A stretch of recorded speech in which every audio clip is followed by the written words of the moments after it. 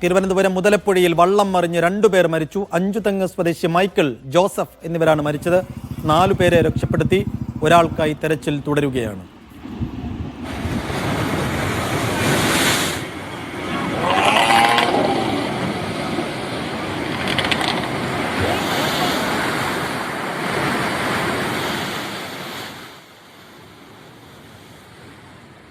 സംഭവം എന്ന് പറഞ്ഞിരുന്നാൽ രണ്ട് വള്ളം കൂട്ടുചേർന്ന് മടി പോകുന്നതായിരുന്നു.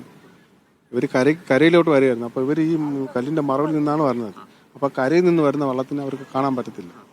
അപ്പോൾ ഇവർ എതിർച്ചില്ലാതെ ഇങ്ങനെ കയറി വന്നതിൽ ഈ വള്ളം കണ്ട് ഇവർ വെട്ടിക്കറക്കി ചെന്നപ്പോഴും മറ്റേ വള്ളത്തിൽ ഇടിക്കുമെന്ന് പറഞ്ഞിട്ട് മറ്റേ വള്ളത്തിൽ ഇടിക്കുമെന്ന് പറഞ്ഞിട്ട് ഒരു വള്ളം പുറന്നോട്ട് വലിച്ചിട്ട് വലിച്ചു കയറി വന്നു. അവരുടെ കൂട്ടുവള്ളത്തിൽ ഇടിക്കുമെന്ന് പറഞ്ഞിട്ട് ഇവർ വിളിച്ചു. അപ്പോൾ റിവേഴ്സ് വലിച്ചിട്ട് തിരിച്ചങ്ങോട്ട് പോകാൻ നോക്കിയപ്പോഴും അവരുടെ വള്ളത്തിൽ ഇടിക്കുമെന്ന് പറഞ്ഞിട്ട് പിന്നെയും റിവേഴ്സ് വലിച്ച് അങ്ങ് ഈ മുന്നോട്ട് പോയ പോക്കറ്റിൽ നല്ല സ്പീഡിലാണ് പോയത്. വള്ളം സ്പീഡിൽ പോയി അവർ റിവേഴ്സ് പിടിച്ചാൽ നിന്നില്ല അവർക്ക്. അപ്പുറത്ത് ആ തിരമാലയുടെ ആ സൈഡിലായിപ്പോയി അവർ ചെന്ന് വീണത്. അങ്ങോട്ട് പോയി. അപ്പോൾ ഉടനെ തന്നെ ഈ തിരമാല ഒന്ന് അടിച്ച് കമരുകയാണ് ചെയ്തത്. ഉടനെ തന്നെ അടുത്ത് കിടന്ന വള്ളക്കാർ വന്ന് രക്ഷപ്പെടുത്തുകയും ചെയ്തു.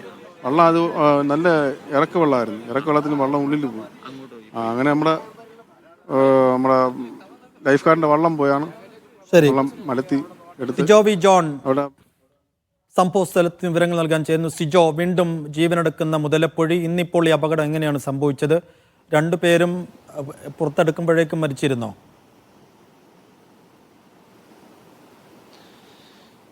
ഇന്ന് വൈകിട്ട് 6:50 അപകടമുണ്ടാകുന്നത്. ഞാൻ ഈ നിൽക്കുന്ന മുതലപ്പൊഴി നമുക്ക് അറിയാം, നിരന്തരം അപകടം ഉണ്ടാകുന്ന ഒരു സ്ഥലമാണ്.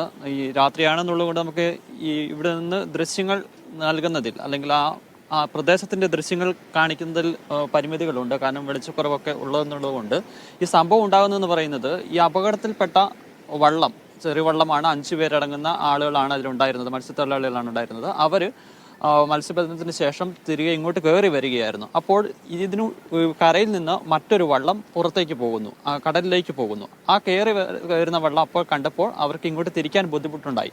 കാരണം ഈ വള്ളം അങ്ങോട്ട് ഇറങ്ങി ചെല്ലുന്നു എന്നുള്ളത് കൊണ്ട് തിരിക്കാൻ ബുദ്ധിമുട്ടുണ്ടായി. അവർ വള്ളം കുറച്ചുകൂടി മുന്നോട്ട് നീങ്ങി അപ്പുറത്തോട്ട് പോകുന്നതിനിടെയാണ് അവിടുന്ന് ശക്തമായ തിര വരുന്നത്. ആ തിരയടിച്ചാണ് ഈ വള്ളം മറിയുന്നത്.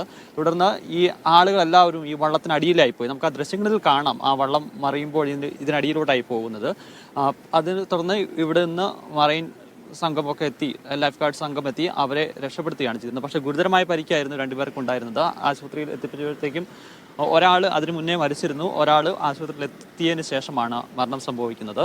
എന്തായാലും അപകടങ്ങൾ ഇങ്ങനെ തുടർക്കഥയാകുകയാണ്. നമ്മളിപ്പോൾ ഇത്തരം അപകടങ്ങൾ ഉണ്ടായിട്ട് ഇന്ന് രാവിലെയും അപ്പുറ ഭാഗത്ത് ഒരു അപകടം ഉണ്ടായെന്നാണ് പറഞ്ഞത്. പക്ഷെ അത് കാര്യമായ പരിക്കുകൾ ഉണ്ടായിട്ടില്ല. നിരന്തരമായ